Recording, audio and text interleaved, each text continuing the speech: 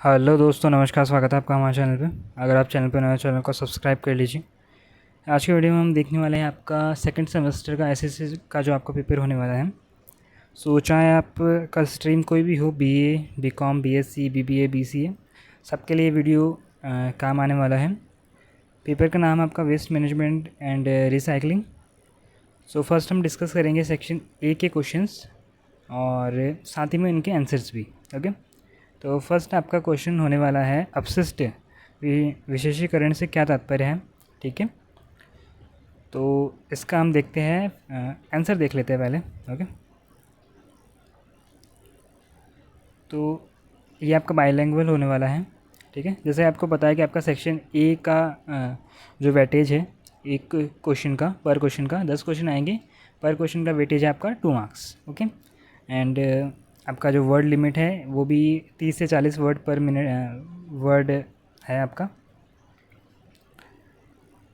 So first आपका answer देख लीजिए। अपशिष्ट विशेषीकरण आपका ये था। तो किसी विशेष स्रोत या क्षेत्र से उत्पन्न अपशिष्ट की भौतिक, रासायनिक और जैविक संरचना की पहचान और परिमाणीकरण की प्रक्रिया है आपका यह क्या, अपशिष्ट विशेषीकरण।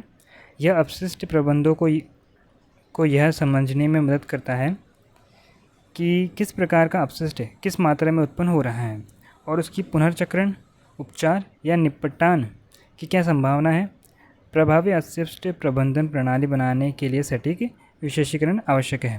ओके, सो बेसिकली ये है कि आपका अपशिष्ट को उसकी विशेषता बताता है। ठीक है, और उसको अलग अलग करने में मदद करता है। ओके, सो इसकी प्रक्रिया है ये सारी। तो आप एक और बार इसको देखोगे। जैसे आप ऐसा करिए कि क्वेश्चन या तो नोट डाउन कर लीजिए या फिर इनका स्क्रीनशॉट ले लीजिए। ओके, तो आपके लिए हेल्पफुल होगा।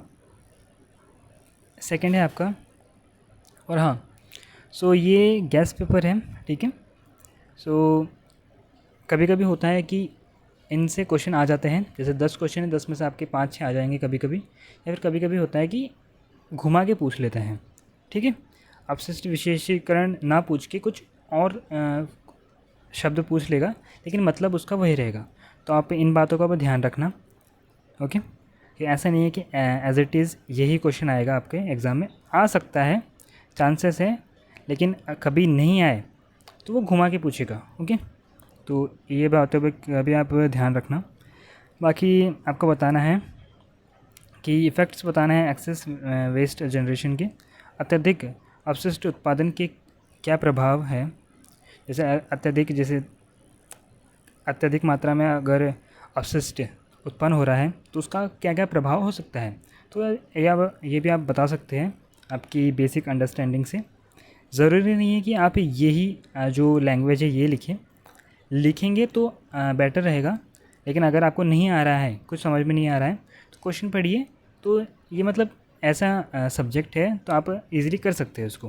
ठीक है, तो अब अत्यधिक अपशिष्ट उत्पादन से क्या क्या प्रभाव पड़ सकते हैं। फर्स्ट ऑफ ऑल आपका मिट्टी प्रदूषित हो जाती है, जल प्रदूषण होता है, वायु प्रदूषण होता है, रोग वगैरह फैल जाते हैं। ठीक है, भूजल का संदूषण हो जाता है, जैव विविधता की हानि होती है, लैंडफिल से ग्रीन हाउस गैसों का उत्सर्जन शामिल है। अति प्रभावित लैंडफिल आसपास के समुदायों में अस्वस्थकर रहने की स्थिति पैदा करती है। अत्यधिक अपशिष्ट नगरपालिका प्रबंध प्रणाली में भारी बोझ डालता है और अपशिष्ट निपटने की समग्र लागत बढ़ाता है। बेसिकली बात है कि जब अपशिष्ट अत्यधिक मात्रा में उत्पन्न होगा तो मिट्टी भी प्रदूषित होगी, जल भी प्रदूषित होगा, वायु भी, रोग वगैरह भी फैलेंगे। ओके, और लास्ट में इसने ये बोला है कि नगरपालिका प्रबंधन में भारी बोझ आएगा और जो उसकी लागत है वो भी बढ़ जाएगी। ओके, बाकी थर्ड है आपका अपशिष्ट प्रबंधन में स्रोत न्यूनीकरण क्या है। ठीक है, सोर्स रिडक्शन आपको बताना है वेस्ट मैनेजमेंट में।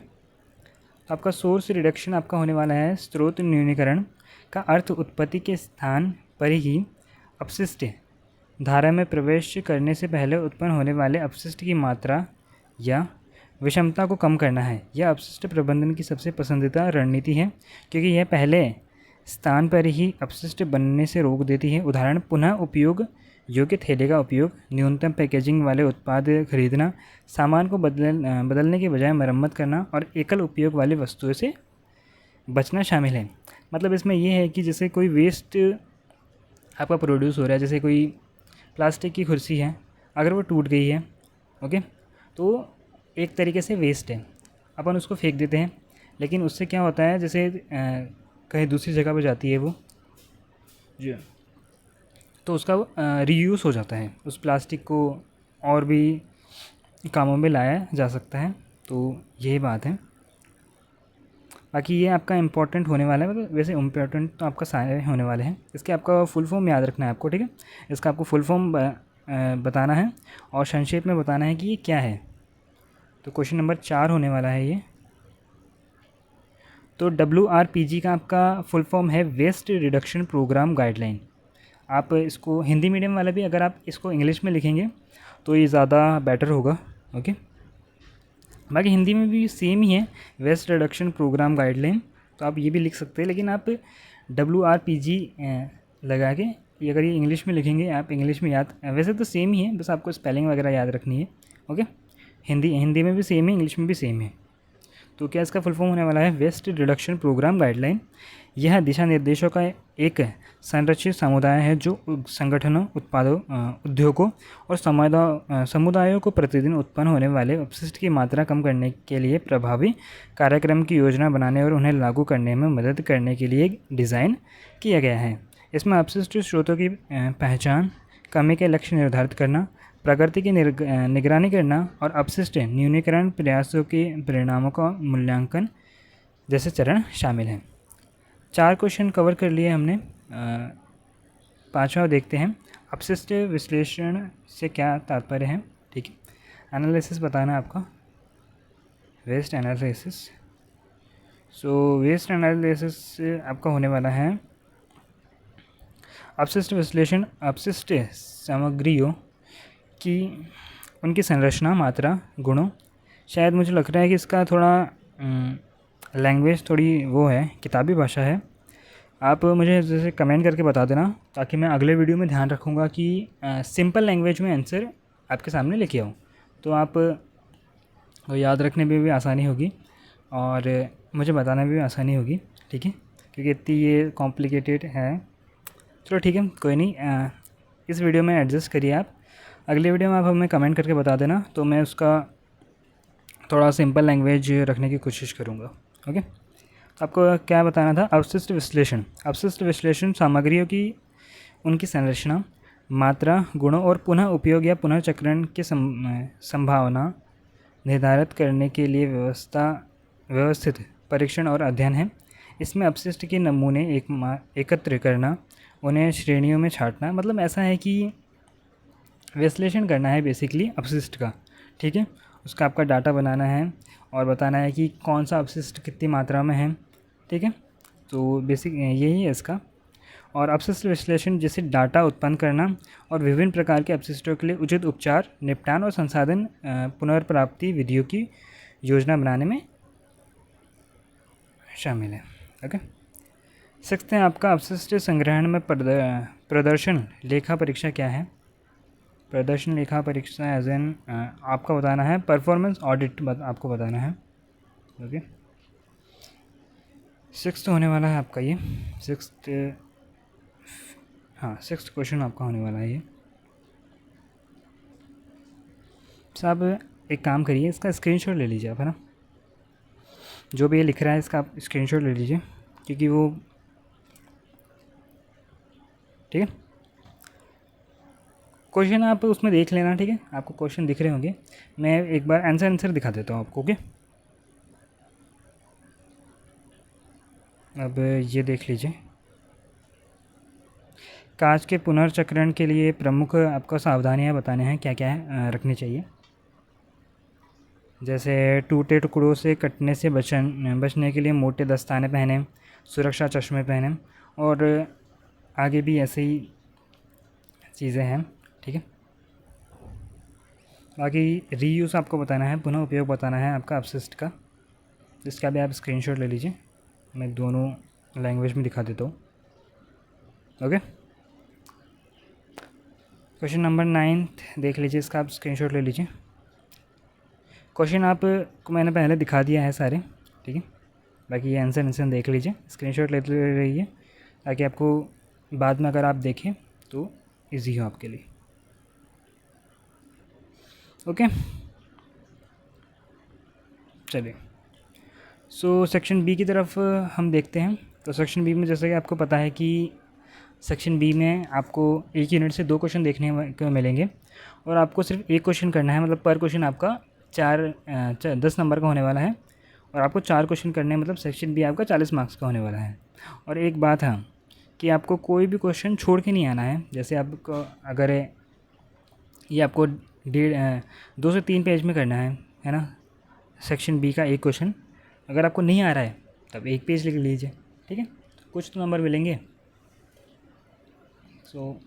चलिए फर्स्ट आपको बताना है कि एक्सप्लेन करना है problems caused by waste and the effect of excess waste generation on the environment. अपशिष्ट में उत्पन्न समस्या और पर्यावरण पर अत्यधिक अपशिष्ट उत्पादन के प्रभाव की व्याख्या करनी है आपको फिर बताना है कि टाइप्स बताने हैं सॉलिड वेस्ट के और एक्सप्लेन करना है कॉन्सेप्ट ऑफ वेस्ट कैरेक्टरिज्म, ठीक है, वेस्ट कैरेक्टराइजेशन आपको बताना है, ठीक है, कॉन्सेप्ट। बाकी ठोस अपशिष्ट के प्रकारों का वर्णन कीजिए और अपशिष्ट विशेषीकरण की अवधारणा की व्याख्या कीजिए। यूनिट सेकंड देख लीजिए। यूनिट सेकंड का आपका ये दोनों क्वेश्चन है। फर्स्ट आपका अपशिष्ट न्यूनीकरण कार्यक्रम शुरू करने के दिशा निर्देशों की व्याख्या कीजिए और अपशिष्ट न्यूनीकरण के आर्थिक लाभों पर चर्चा कीजिए। बाकी सेकंड है आपका अपशिष्ट न्यूनीकरण कार्यक्रम को दैनिक आधार पर कैसे संचालित करें और इसका आपका क्या वर्णन करना है। यूनिट 3 देख लीजिए। अपशिष्ट संग्रहण, पृथक्करण और परिवहन में प्रदर्शन लेखा परीक्षक के आपका चेकलिस्ट की व्याख्या करनी है। बाकी शॉर्ट नोट्स आपको बताना है किसके बारे में, अपशिष्ट लेखा परीक्षा की शब्दावली और अपशिष्ट उपचार की विधियाँ। यूनिट 4 की तरफ बढ़ते हैं। फर्स्ट आपका होने वाला है अपशिष्ट प्लास्टिक और कागज़ के पुनर्चक्रण के दौरान आवश्यक सावधानियाँ और अपशिष्ट से लाभ उठाने के फ़ायदे की आपका व्याख्या करनी है। बाकी आपको सेकंड आपको देखने के लिए मिल सकता है एल्यूमिनियम और कांच के पुनर्चक्रण के विशेष संदर्भ में पुनर्चक्रण की समस्या की प्रक्रिया आपको बताना है। यूनिट 4 हो गई है। इसके साथ हमने सेक्शन बी ख़त्म कर लिया है। सेक्शन सी में आपको 4 क्वेश्चन देखने के लिए मिलेंगे जिसमें से आपको 2 करना है। पर क्वेश्चन आपका 20 मार्क्स का होने वाला है, मतलब ओवरऑल आपका 40 मार्क्स का होने वाला है आपका सेक्शन सी। फर्स्ट आपका देख लीजिए, ठोस अपशिष्ट के प्रकार एवं श्रेणियाँ आपको बतानी है। बाकी अपशिष्ट विशेषीकरण और उसका महत्व आपको देखने के लिए मिल सकता है। बाकी अपशिष्ट न्यूनीकरण, इसकी आपको रणनीतियाँ, दिशा निर्देश और आर्थिक लाभों पर आपको एक विस्तृत निबंध लिखना है। बाकी विशिष्ट लेखा परीक्षा को विस्तारपूर्वक समझाइए और अपशिष्ट संग्रहण में प्रदर्शन लेखा परीक्षा की कौन कौन सी चेकलिस्ट उपयोग की जाती है और अपशिष्ट विश्लेषण से संबंधित शब्दावली क्या है। मतलब बेसिकली वो सारी चीज़ें हैं जो हमने 10 मार्क्स में देखी थी। अपशिष्ट का पुनः उपयोग और पुनः उद्देशीकरण क्या है, एल्यूमिनियम, कांच और प्लास्टिक का पुनर्चक्रण प्रक्रिया और सावधानियाँ, और अपशिष्ट से लाभ को बढ़ाना, ये आपको बताना है।